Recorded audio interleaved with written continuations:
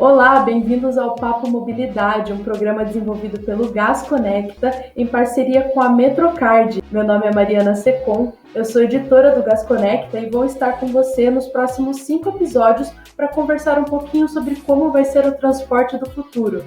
Se você perdeu o primeiro episódio, vai lá no site do Gás Conecta, no www.gazetadopovo.com.br/Gás Conecta.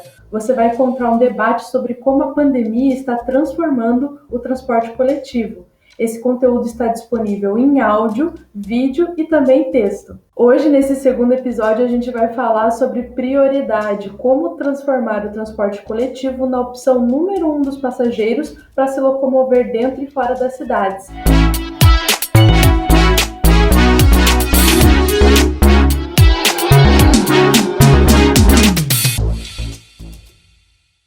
Eu estou com 3 experts nesse assunto, eu quero dar as boas-vindas para eles. Primeiro, quero conversar com o Luiz Antônio Lindau. Ele é diretor do Programa Cidades Sustentáveis do Instituto WRI. Como vai, Lindau? Bom dia, Mariana. E um prazer estar aqui com vocês. Bom dia também, Ayrton e Valesca. Como vai? A gente está aqui também com a Valesca Pinto, que ela está representando a União Internacional de Transportes Públicos, a UITP. Tudo bem, Valesca? Alô, Mariana, tudo bom? Muito obrigada pelo convite. Um bom dia para o Lindau, para o Ayrton. É bom estar com a turma de Curitiba. Legal. E aí, para fechar esse trio de especialistas, a gente também está com o CEO da Metrocard, o Ayrton Amaral. Tudo bom, Ayrton?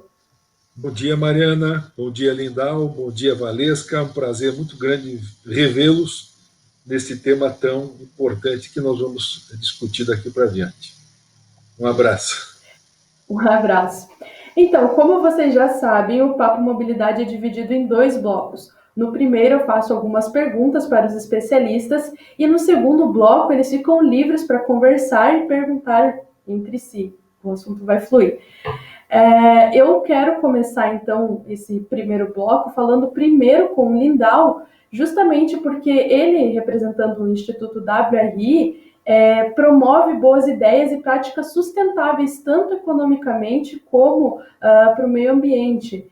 E aí eu queria começar te perguntando, Lindau, qual que é o papel do transporte público em um futuro que seja de fato sustentável? E aí a gente está falando aqui de oferecer acessibilidade para as pessoas, uma melhor qualidade do ar, integrar as cidades. O quanto que o transporte coletivo é representativo nesta situação?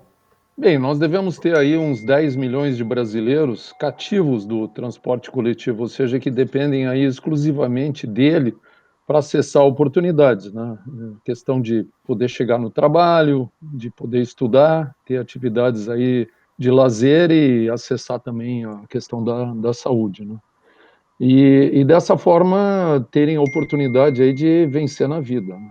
Então, só por uma questão de equidade, é impossível não ter o transporte coletivo como principal modo de transporte em uma cidade, né?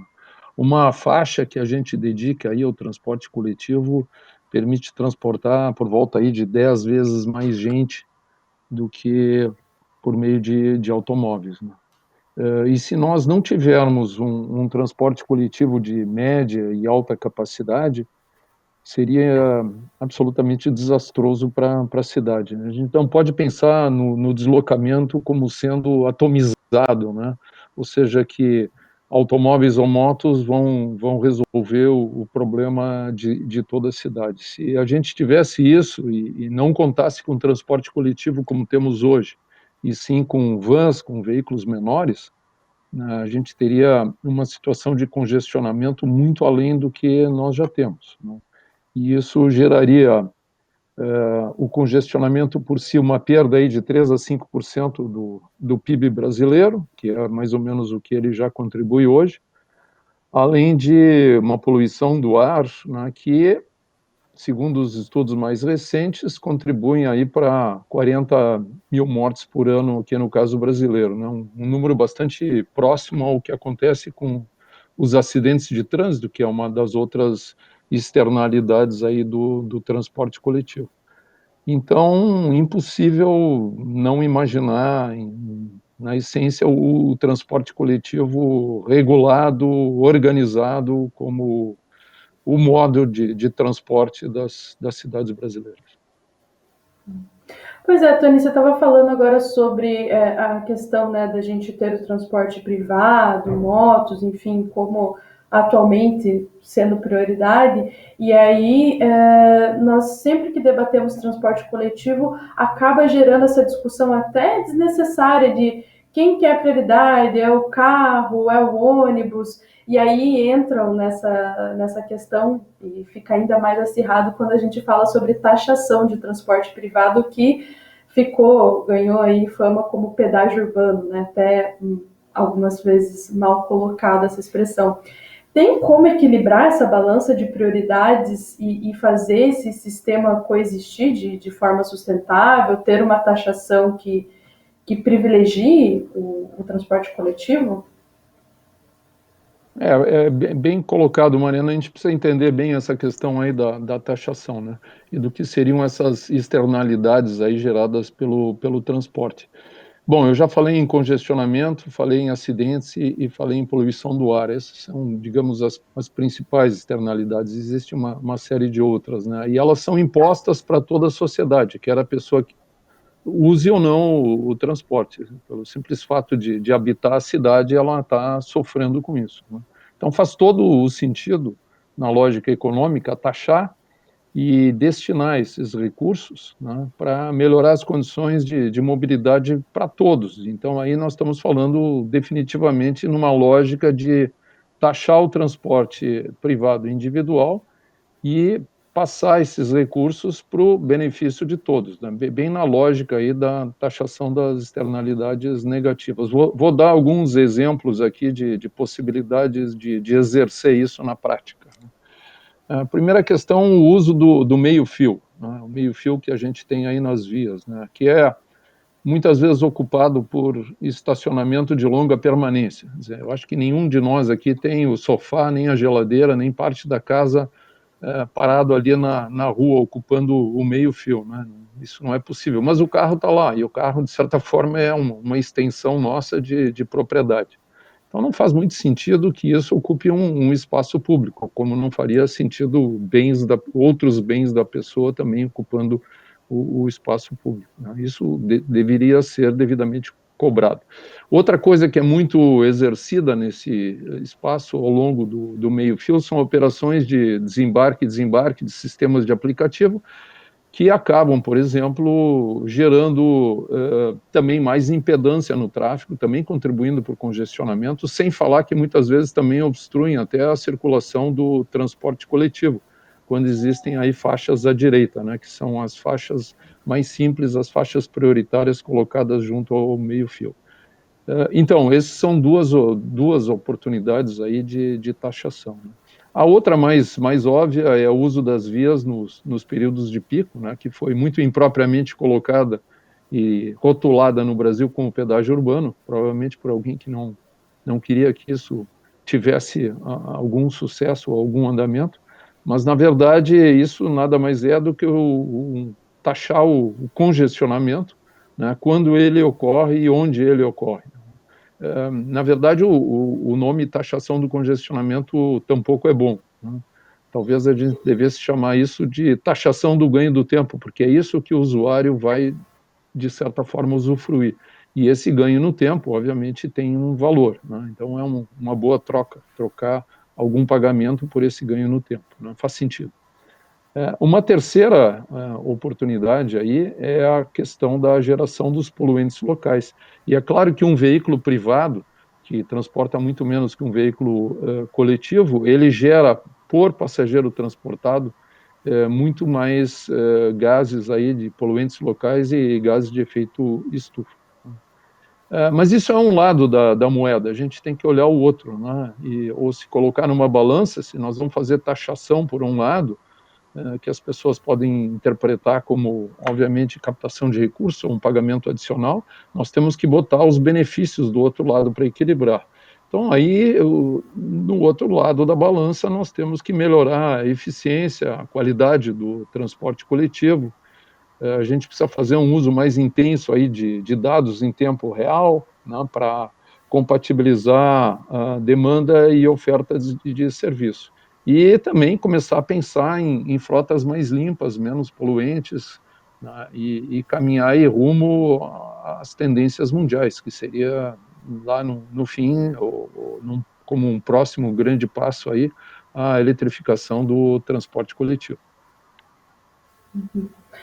Lindal, obrigada. Eu queria pegar esse gancho, né, que a gente estava falando agora sobre formas de repensar até o financiamento, né, desse sistema, mas eu queria ir um pouquinho passo além junto com a Valesca. A Valesca, ela é coordenadora do programa Melhores Práticas da UITP, e recentemente eu estava conversando com ela e a gente conversou justamente sobre a lógica do próprio sistema, né, de transporte coletivo. Então, ele foi criado numa lógica industrial, levar e trazer trabalhadores, e talvez para repensar esse transporte do futuro a gente precisa sair um pouquinho dessa caixinha e entender que outras formas o serviço do transporte coletivo pode nos atender. Valesca, você tem um palpite de para onde a gente deve olhar nessa lógica? Bom, Mariana, continuando do Lindau, tudo que o Lindau colocou até agora é totalmente razoável. O problema é que nós precisamos escapar do desenho dos fluxos, né? Porque o que é uma rede de mobilidade? É uma rede de fluxos. E acontece que, comparado aos anos 60 ou aos anos 50, nós hoje temos cidades mais complexas, com fluxos mais complexos, né? E nós precisamos, o transporte público vai ser valorizado na medida em que ele se aproprie, vamos dizer, de aspectos essenciais do espírito do tempo que vivemos. Ou seja, temos muito mais atores atuando no mesmo espaço físico, né? Nós temos muito mais concorrentes, né? Ou seja, o transporte público não é uma ilha, não tem como ele se isolar, né, do reflexo de tudo que está acontecendo, incluindo a expectativa das pessoas. Né? As pessoas têm expectativas hoje de não serem mais tratadas como massa, transporte de massa. Ninguém quer ser visto como uma pessoa que não seja conhecida em sua singularidade. Então, eu chamo assim, transporte de massa, transporte de macarrão, né? Transporte de espaguete. Transporte de pessoas é algo muito mais complexo. E nós temos que fazer com que o transporte público seja sensível a todas essas singularidades. Mulheres não se movem como homens, jovens não se movem como pessoas adultas. Nós temos uma parte importante do trabalhador que antes era industrial e que estava forjado dentro do regime de horário de trabalho e serviço. Só que agora nós temos um crescimento de uma sociedade em que o modo de trabalho é motivado por serviços e que não tem a mesma rotina e a mesma rigidez do passado. Né? E descobrimos, né, nessa pandemia, que há 50 milhões de brasileiros invisíveis que vivem ou por pouca renda ou com relações de trabalho muito pouco formalizadas.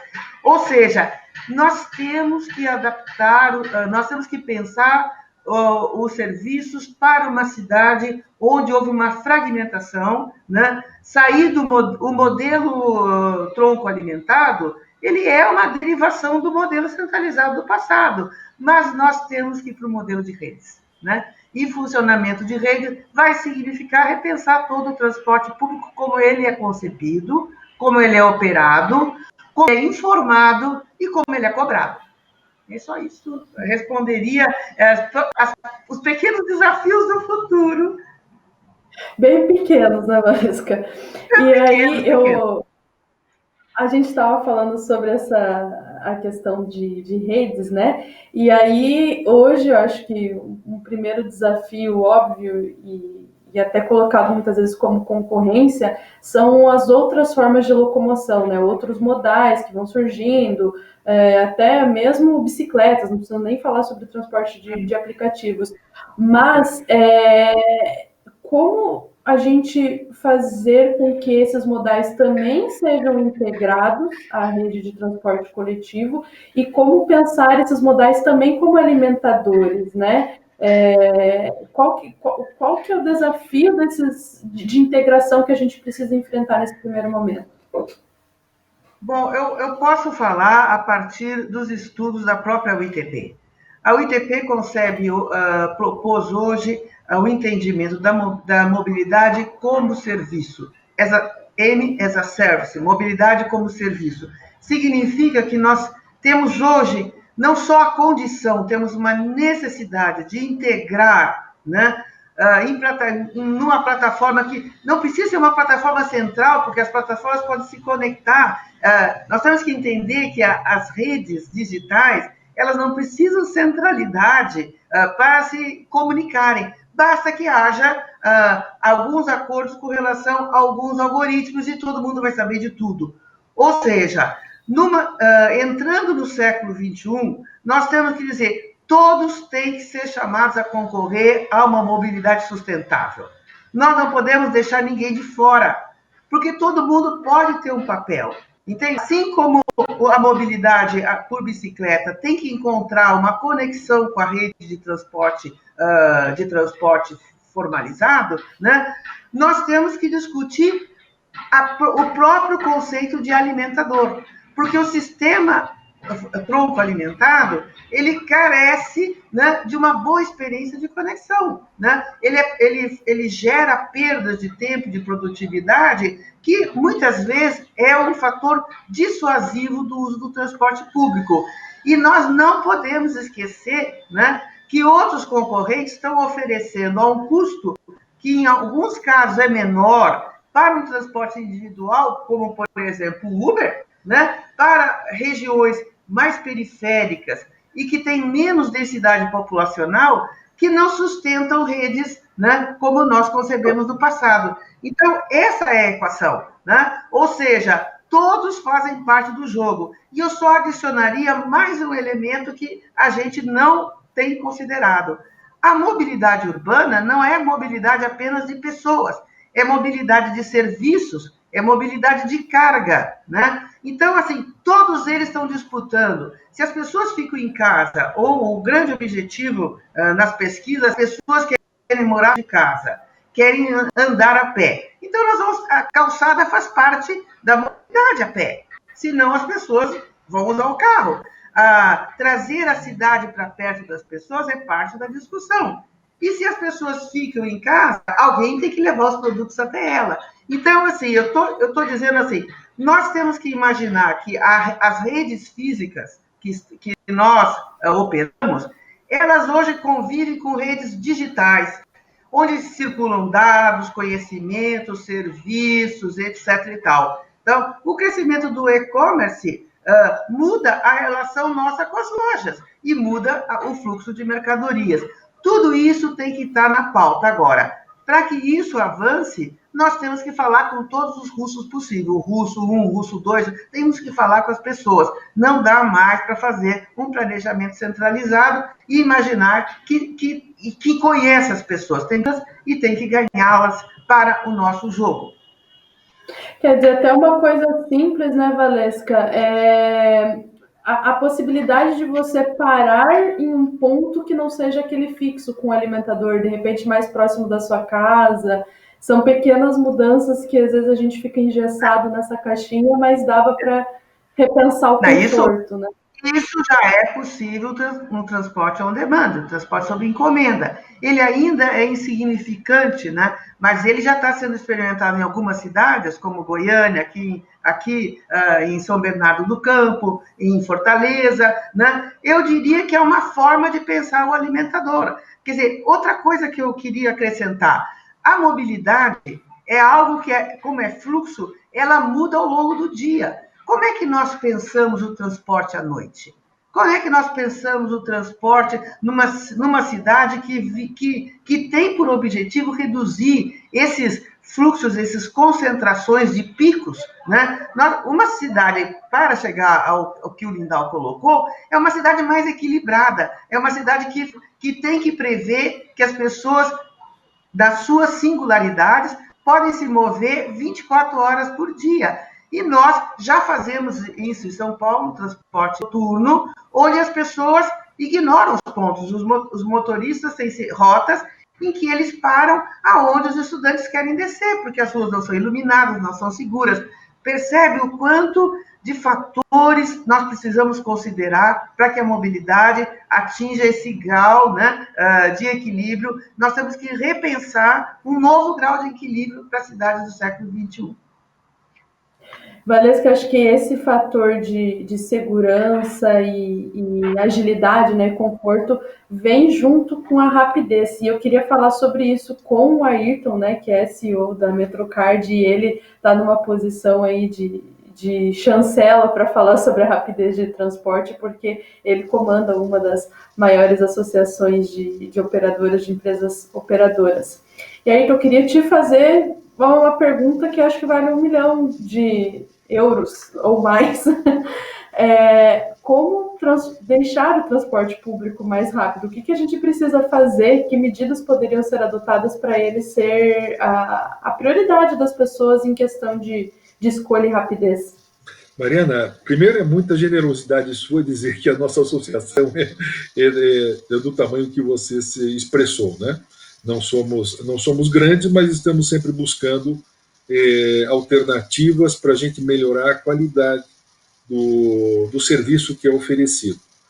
Essa pergunta é a pergunta do milhão, realmente. E até depois o Lindau e a Valesca complementam, porque essa pergunta realmente ela tem milhares de possibilidades. Mas entre as mais usuais, eu diria que, em primeiro lugar, são as faixas prioritárias, que são as coisas mais baratas de se fazer, de se implantar, e nós temos muito poucas faixas prioritárias pela quantidade de pessoas que são transportadas no transporte público.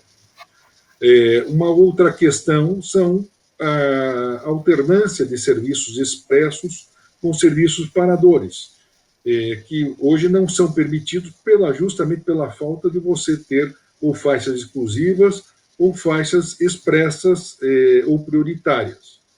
A priorização semafórica é outro aspecto importantíssimo, né? Normalmente isso não é feito porque poderia trazer dificuldades para o cruzamento dessas vias, né? E há uma solução para isso, que são as passagens de nível, apenas para onde os ônibus estão trafegando. A priorização fundamentalmente também com rotas diretas, as pessoas querem cada vez menos efetuar transbordos. O transbordo só vale a pena se realmente houver um ganho de tempo muito significativo. Mas, fundamentalmente, o que falta é um planejamento e uma priorização de Estado e não de governo. Porque essas obras e esses processos, eles são de longo prazo, eles não acontecem apenas em um mandato. E o que a gente percebe, a gente que está há muitos anos tratando desse assunto, é que não existe continuidade. Cada mudança em que nós vemos nas autoridades, as prioridades são modificadas e não há nada planejado a longo prazo, com raríssimas e honrosas exceções. Aqui, para ficar no caso de Curitiba, nós apresentamos uma solução junto com a indústria e junto com uma das grandes empresas de construção, uma solução chamada CIV, que praticamente dobraria a velocidade operacional, aumentando significativamente a produtividade, fazendo essas pequenas modificações. Eu digo pequenas porque, perante outros investimentos, elas não são tão impressionantes. Se a gente pensa que gastar R$1 bilhão num estádio de futebol que não é utilizado, com R$1 bilhão poderíamos ter 30 quilômetros de sistemas já com obras de arte, com todas essas possibilidades, inclusive com canaletas exclusivas para o transporte. Então, o nome do jogo para os nossos clientes, que são os passageiros, o nome do jogo chama-se tempo de viagem, ou significa velocidade. As pessoas querem chegar rápido. E no momento que eu faço essa tratativa entre o individual e o coletivo, eu só vou puxar realmente as pessoas para o coletivo quando elas chegarem mais rapidamente do que no transporte individual, obviamente com as coisas que são fundamentais, que é a segurança, tanto a segurança de saúde quanto a segurança física e a questão básica de conforto. Quer dizer, estar num ambiente que seja minimamente confortável para você fazer uma viagem. Então, tem que ter atratividade. E, como já comentado, a questão do congestionamento, ela afeta grandemente a qualidade de vida que nós temos. Então, a priorização do transporte público, o aumento da velocidade operacional de uma forma significativa, significa, em outras palavras, qualidade de vida para as pessoas. Tudo isso que eu estou falando é fácil de fazer? Não, mas é possível. Pois é, então, falando em fácil de fazer, eu acho que o maior desafio, e é uma das maiores reivindicações das próprias empresas operadoras, é ter mais subsídio, né, para poder investir em infraestrutura, melhorar a qualidade do transporte em questão de agilidade e, enfim, dessas políticas públicas. E aí a gente falou um pouquinho já com o Lindau sobre uma das alternativas, que seriam essas taxações, né, da onde dá para tirar dinheiro, mas eu queria ouvir sobre você quais políticas de financiamento você tem visto nacionalmente, internacionalmente, que você acha que a gente poderia adotar aqui e o que está funcionando, na tua opinião? Com certeza, meus colegas aqui terão talvez até mais informações pelos contatos internacionais que têm. Mas o que eu vejo a questão do financiamento, vamos falar de duas formas, né? Primeiro, o financiamento para a infraestrutura. Então, nós temos bancos nacionais de desenvolvimento, mas temos muito poucos projetos de parceria público-privadas. Na nossa opinião, há que ter um ênfase muito grande nessas parcerias público-privadas para que você tenha a possibilidade de financiar toda a infraestrutura que depois você poderá usufruir como operador. Isso não está muito bem modelado, muito bem desenhado, ainda no âmbito do nosso Estado. Então, qualquer avanço nesse sentido é muito bem-vindo, porque é necessário que exista, num país como o nosso, onde há grandes prioridades na área de saúde, educação, habitação, segurança e saneamento, não tem recursos suficientemente disponíveis para tudo isso no âmbito do poder público. O nível de investimentos do poder público está aumentando, mas ainda é muito baixo pelo pelo patamar de impostos que nós pagamos. Para um patamar de 40% de impostos, o nível de investimento deveria ser absolutamente muito superior ao que é atualmente. Na falta disso, temos que chamar a iniciativa privada. Para a iniciativa privada poder investir, tem que haver uma boa estruturação e muita segurança contratual, o que é um grande problema no nosso país. A falta de segurança contratual, porque nós não temos um judiciário que, de fato, respeite os contratos no nível que deveria ser correspondente. Outra coisa totalmente distinta é o subsídio da passagem, o subsídio da tarifa. Há um engano muito grande quando as pessoas imaginam que o subsídio é para as empresas. O subsídio não é para as empresas, o subsídio existe para os passageiros.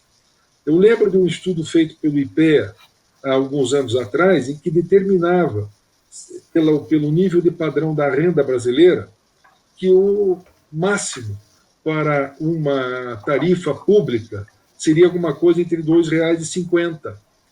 Corrigindo para hoje, seria alguma coisa em termos de R$ 3. Então, eu entendo, e respeitando aquele estudo, se a tarifa pública for R$ 3, você terá uma atratividade muito grande, porque sabemos que uma grande parte das pessoas não viajam de ônibus porque não conseguem pagar a tarifa, que aqui em Curitiba, por exemplo, na região metropolitana, é R$ 4,50. Estudos no Brasil mostram que 1/3 das pessoas que utilizam ou poderiam utilizar transporte público vão a pé. Por quê? Porque não tem condições de pagar esse nível de tarifa. E o IPEA demonstrou isso muito claramente. Então, tem que desmistificar essa questão de que subsídio é para as empresas operadoras. Não. As empresas operadoras deveriam receber por quilômetro transportado dentro de um serviço orientado pelas autoridades e sempre buscando otimizar a questão da demanda junto com a oferta. Afinal, o transporte público é um dos serviços essenciais da nossa Constituição e assim ele tem que ser visto. E ainda não é enxergado dessa forma na maioria dos estados e das cidades que nós conhecemos. Aí eu quero aproveitar a tua fala para encerrar o primeiro bloco e abrir, né, a segunda fase desse episódio, que é onde vocês, convidados, podem fazer perguntas entre si. Eu tenho certeza que a Valesca já comentou ali que tem uma pergunta para o Lindau para fazer e também para o Ayrton. Eu queria começar com ela. Fica à vontade, Valesca, para conversar com o Lindau primeiro. Na fala do Lindau, ele colocou a importância de termos um transporte público como fator de equilíbrio social e justiça social, que é distribuição de renda, tá? Posto que uma imensa da nossa população não tem meios individuais para bancar a sua mobilidade, tá? Tudo isso é verdadeiro, tudo isso é verdadeiro. Porém, a questão é como fazer isso, tá? Eu diria assim que o problema do transporte público hoje não é um problema de não defendê-lo, é de como defender, como ele pode ser para atender isso.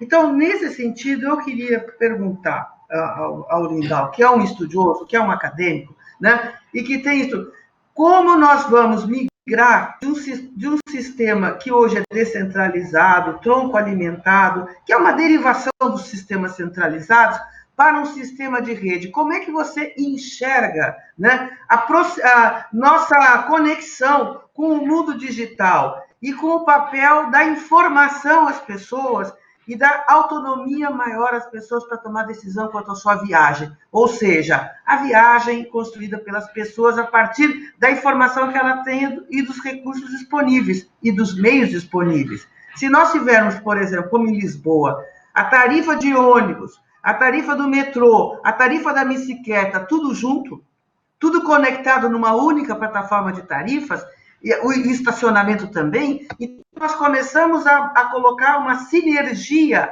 e conseguir aquilo que nós chamamos de subsídios cruzados, uns pagam mais que outros, né?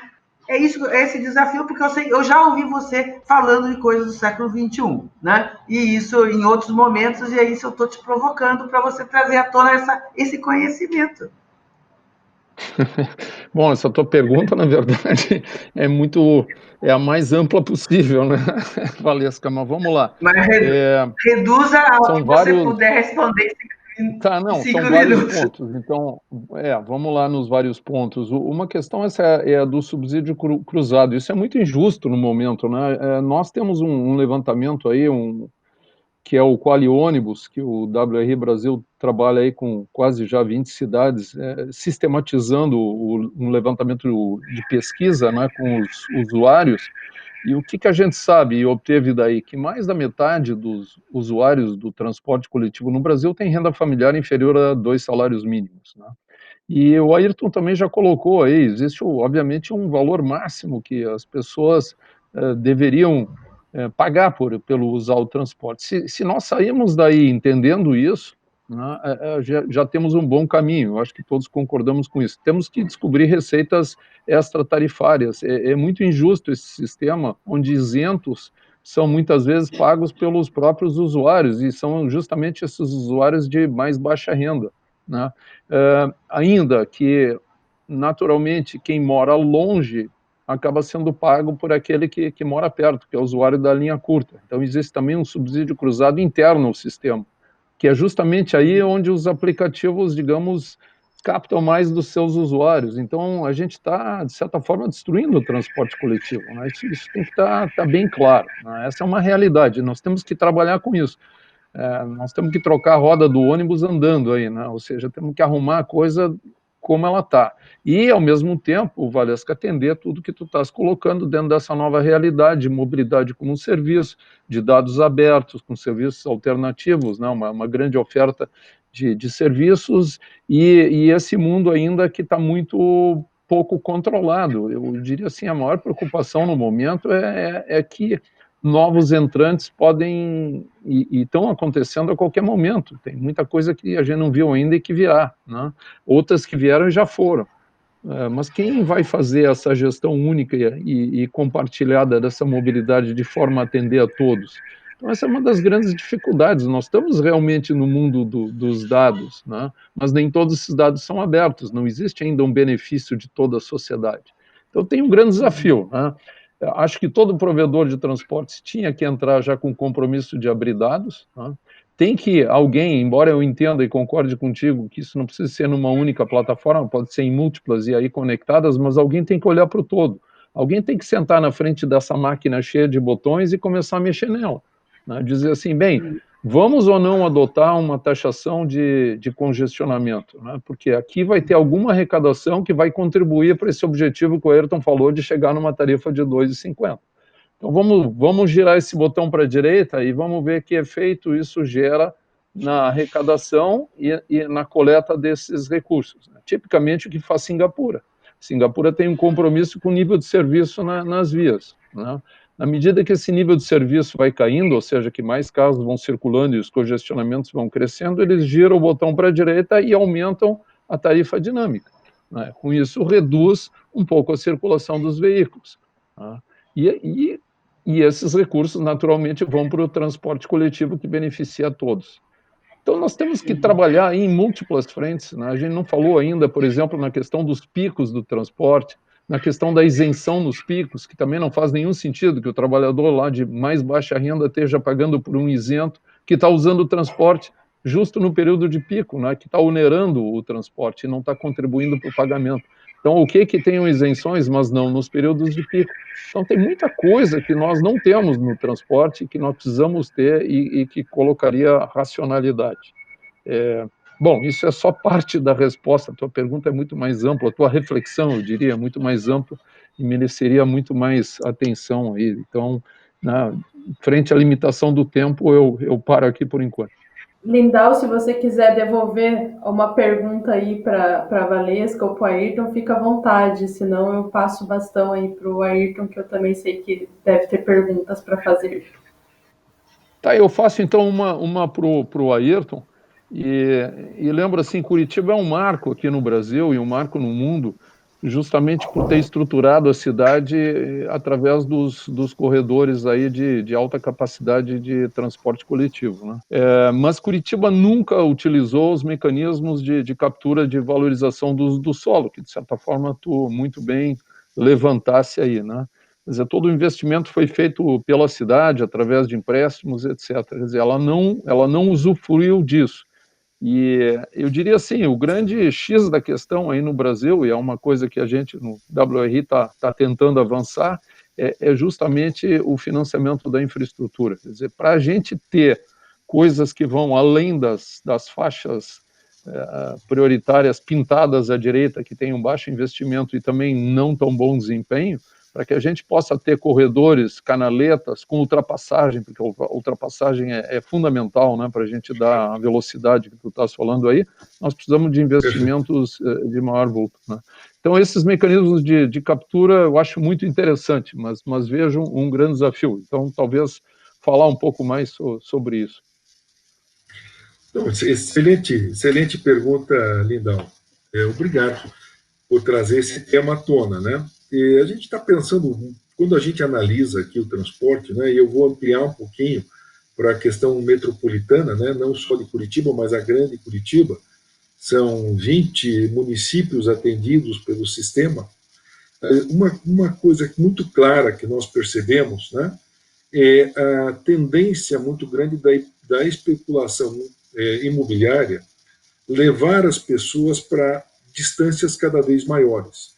Nós temos glebas e condomínios de baixa renda, sendo construídos a distâncias de 30, 40, 50 quilômetros. E isto, obviamente, exige que o transporte coletivo chegue lá, aumentando significativamente o custo, não só do transporte coletivo, mas do sistema de água, do sistema de luz, enfim, de toda a infraestrutura necessária. Essa especulação imobiliária, na verdade, ela não contribui em nada para esses custos. Então, há uma falta de avaliação muito grande quando são autorizados que você leve 10, 15, 20, 30 mil pessoas para essas distâncias, digamos, sem que você usufrua de nenhum benefício. Na verdade, o Estado fica com todo o custo e o especulador fica com todo o resultado, inclusive financiado pelo próprio Estado, né, pela Caixa Econômica e outros meios de financiamento. Isso aconteceu muito no Brasil com o Minha Casa Minha Vida. Eu vi no Brasil inteiro sistemas de condomínios assim de classe média baixa, né, do Minha Casa Minha Vida, em locais em que não havia nenhum tipo de infraestrutura, criando um problema gigantesco para o Estado. Mas eu vou ficar no transporte, né? Então, um passageiro que eu traga numa distância é um passageiro que normalmente se desloca de manhã e à tarde. Então, como você já disse, ele só está no veículo durante o horário de pico, e eu tenho que levar esse veículo a uma distância muito longa. Isso faz com que o custo desse passageiro possa chegar a 8, 10 reais, o que é inviável. Então, alguém está pagando a diferença entre uma tarifa aqui na região de Curitiba de R$ 4,50 para uma tarifa de R$ 10. E quem paga essa diferença é aquele passageiro que deveria estar pagando talvez R$ 2, porque a distância dele é 1 quilômetro, 2 quilômetros, 3 quilômetros. O que ele está fazendo? Ele está saindo do sistema e pegando o aplicativo, ou indo a pé, ou indo de bicicleta, e assim por diante. Por quê? Porque no trading, na negociação do valor e do serviço oferecido, não vale a pena, né? Não vale a pena porque fica muito caro pagar R$ 4,50 nas condições que são oferecidas. Então, eu gosto muito de pensar o transporte no conceito do conceito do Lean Production, né, que eu chamo de Lean Mobility. Todo o transporte foi desenvolvido para otimizar a sua produção. E nós temos que, como já comentado, tanto por você como pela Valesca, o foco tem que ser não na produção, mas no deslocamento, na otimização do deslocamento de porta a porta. Esse deslocamento de porta a porta, ele tem que ser feito com todos os modais disponíveis. E aí precisamos realmente de um sistema que utilize todas as possibilidades que nós temos hoje digitais, para que também o custo disso seja colocado dentro de uma plataforma onde as pessoas possam usar todos os modais com, digamos assim, o mesmo cartão, o mesmo método, e dentro de um custo que naturalmente tem que ser dinâmico. Qual é a grande limitação que nós vemos nesse aspecto? É a questão monolítica do regulamento do Estado. Qualquer movimento que nós vamos fazer, há um regulamento que é do tempo das cavernas e que é aplicado impedindo que a gente tenha coisas como, por exemplo, tarifas dinâmicas, né? O regulamento não nos permite. Por quê? Porque aí existem questões de subsídio à tarifa, e esse subsídio ele tem que ser controlado pelo Ministério Público, pelo Tribunal de Contas, e parece que está todo mundo entrando no jogo para não ajudar, né? Mas a questão final é a seguinte: existem possibilidades, tudo isso tem que ser repensado, reanalisado dentro de uma política efetiva de Estado, para ver aonde nós queremos chegar, porque do jeito que nós estamos indo, nós sabemos que não chegaremos a nenhum lugar, e a situação torna-se cada dia mais insustentável. Obrigada, Ayrton. Acho que para fechar esse ciclo de perguntas agora, eu acho que você poderia terminar fazendo aí seu questionamento para a Valesca, e aí a gente fecha com chave de ouro essa conversa que está tão falando. Na verdade, eu gostaria não de fazer exatamente uma pergunta para a Valesca, né? Mas pedir para que a Valesca, para beber um pouquinho desse conhecimento, dessa sabedoria, né? Para nós e as pessoas que nos ouvirão, né? Que a Valesca nos dê uma ideia, né? Do que está acontecendo, de quais são as linhas que estão sendo tomadas nesse momento de repensar o transporte e se há algum desenvolvimento concreto em andamento em algum local, ou no Brasil, ou que a gente tenha conhecimento para fazer toda essa, digamos assim, essa conectividade na linha do Mobility as a Service, da mobilidade como serviço. Eu acredito, começando assim, nós estamos acompanhando o processo de recuperação, né, da demanda, né, nas maiores cidades, né, e em todos os sistemas, né, porque a pandemia ela foi ela gerou perdas severas para o setor de mobilidade e principalmente no setor de transporte público e uma ida e um acréscimo, né, de utilização do transporte individual, isso em todos os países que nós analisamos. Não foi somente um fenômeno aqui, né, mas foi um fenômeno também avaliado nos países europeus e nos Estados Unidos. Nós temos observado que o primeiro grande esforço da União Europeia e de todo mundo que está dentro dessa rede é enfrentar um primeiro temor e uma campanha de desinformação que parte de vários setores, atribuindo, né, ao transporte público a condição de um lugar perigoso, um lugar de contágio. Ou seja, nós, somando as nossas dificuldades, nós temos que, nesse momento, trabalhar para recuperar a confiança das pessoas em utilizar o transporte público, mostrar que ele é seguro, né? E já estão saindo alguns estudos que os momentos e locais de contágio são muito mais próximos à família, à casa ou local de longa permanência que no transporte público. Mas ainda isso não apareceu, né, nas pesquisas macros de tendência e na atitude, por exemplo, dos poderes, dos governos, né, e das autoridades, né? A questão da aceleração do processo da digitalização das empresas e da constituição de plataformas de integração digitais, isso tudo, de certa maneira, a pandemia vai acelerar. Agora, isso vai se dar em ritmos diferentes, né? Na Europa, que os países são mais homogêneos em renda, há menos disparidade e há graus de informação e conhecimento mais disseminados na sociedade, é bem mais rápida essa recuperação, né? E fenômenos como aqueles que a gente já vem assistindo, o fechamento das áreas centrais para o transporte de automóveis, né?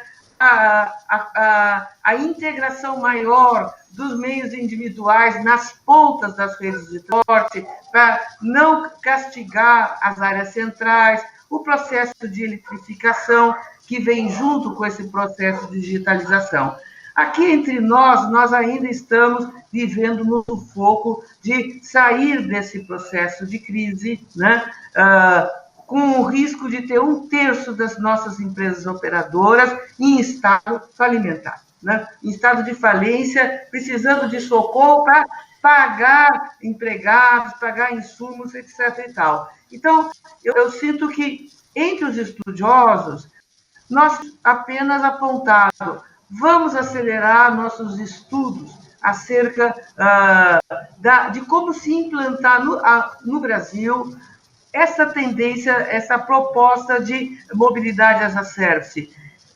Envolve questões operacionais, certamente, e de desenho de rede, envolve questões de integração multimodal, envolve questões de integração institucional, envolve outros modelos de contrato, né? E de outra concepção de contrato e concessão, envolve da gente facilitar a proximidade do setor de transporte público com outros segmentos que possam fazer investimentos associados a nós. Isso o setor metroferroviário está estudando muito como tratar os terminais de integração como um investimento que possa gerar renda a partir da ocupação dos espaços e, né, um espraiamento disso na recuperação, como o Lindau colocou, né, do ganho imobiliário nas áreas conexas. Já temos, inclusive, legislação para isso em muitos planos diretores. O que nós não temos na sequência é o modo nacional, a questão da segurança jurídica, né? Enfim, nós vamos ter que conversar com muita gente para sair firmes dessa crise. Eu creio que ainda vai contar a serviço, né, do setor da sua sobrevivência o fato dos brasileiros serem ainda muito pobres, né? Muito pobres, mas isso não pode ser um motivo de alegria. Nós queremos que as pessoas não sejam pobres, né? Então, nós vamos ter que rever nossas cidades, rever nossa maneira de espraiamento, que é muito desigual, né?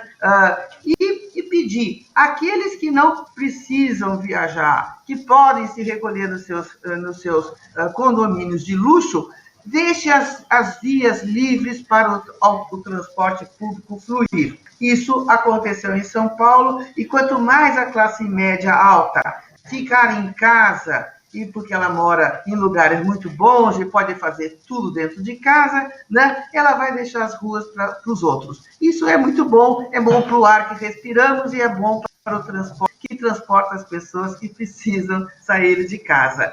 É o que eu posso dizer nesse momento, né? Temos mais dados na UITP que estão à disposição de todos. Obrigada. Lindau, gostaria também de ouvir um pouco aí do seu conhecimento, sua experiência sobre o mesmo tema. Bem, eu fico aqui com as minhas reflexões enquanto eu ouço vocês falando, né? Essa conversa está evoluindo muito bem, mas eu fico sempre também pensando que pode terminar como outras tantas, como boas conversas colocadas no ar aí, né? Gravadas e tal, como tem inúmeras. Acho que existe um ponto muito importante, que é a questão da sociedade se apropriar de algumas bandeiras, né, e começar a exigir certas coisas. Entendo bem o que a Valesca colocou sobre essa dificuldade da nossa sociedade ainda não ser evoluída como a de alguns outros lugares e tal, mas nós vamos ter que levar essa discussão, nós precisamos ter planejamentos de longo prazo, né, nós não podemos ter tantas mudanças nas nossas estratégias em ciclos tão curtos, né? A gente vê aí que cidades como Medellín, que fizeram grandes alterações e projetos de longo prazo, conseguiram sair da pior situação para hoje ser uma das cidades de destaque em 20 anos. Né?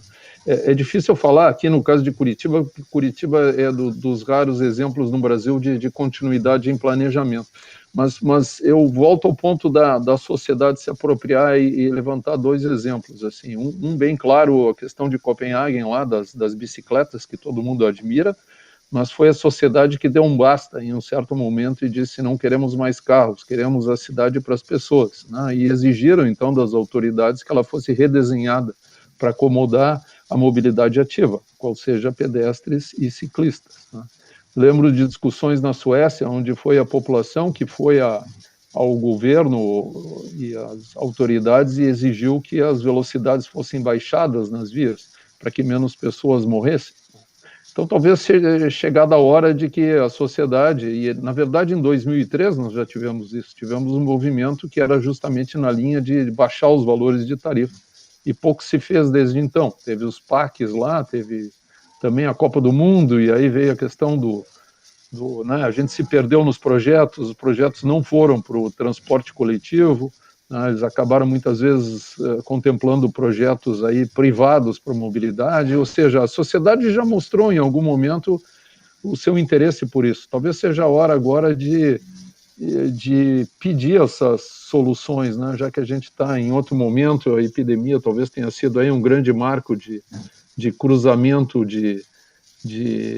sei lá, de portal, de entrada em novo século, né? Em que a gente meio que se despiu de muitas coisas, mas tem a bagagem do conhecimento, e é com essa bagagem aí que a gente tem que reconstruir uma nova mobilidade, né? Mas passa também por esse lado aí, né? Senão as nossas palavras aqui não posso dizer que dessa vez vão ficar no ar, porque elas estão gravadas, né? Não dá para dizer que são simplesmente palavras lançadas ao ar, mas são palavras gravadas que talvez não deem resultado em termos de transformação, né? Nós, como WRI, o nosso grande objetivo é transformar, né?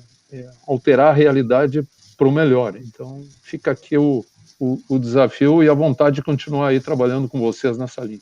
Tenho certeza, Lindau, que a conversa gravada aí vai poder ser revisitada várias e várias vezes por todo mundo que estiver interessado. Pode falar, Valesca. Eu acho que o que o Lindau colocou é o desafio hoje, é outro desafio do setor. O setor tem que falar com a sociedade. E para falar hoje com a sociedade significa estar nas redes. Nós temos que estar nas redes, que é onde a sociedade fala, se encontra. Não é uma rede, são milhares de redes, né? Ou seja, nós temos que multiplicar a nossa capacidade de relacionamento com aqueles que usam o transporte público. Nós temos que falar com aqueles que não usam.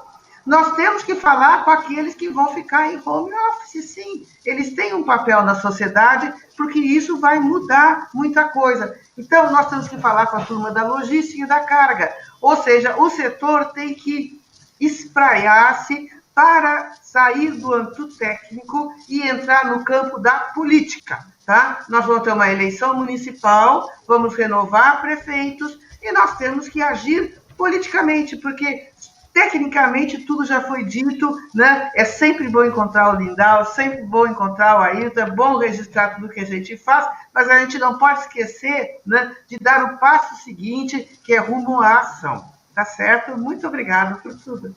Obrigada, gente. Eu queria agradecer a participação de vocês. Foi um programa assim recheado de conteúdo. Acho que quem quer começar a repensar transporte tem que vir aqui e escutar um pouquinho de vocês, porque realmente vocês são especialistas e é o que o Brasil tem de melhor nesse sentido e pode nos oferecer nessa reflexão. Obrigado, Lindau, pela tua presença.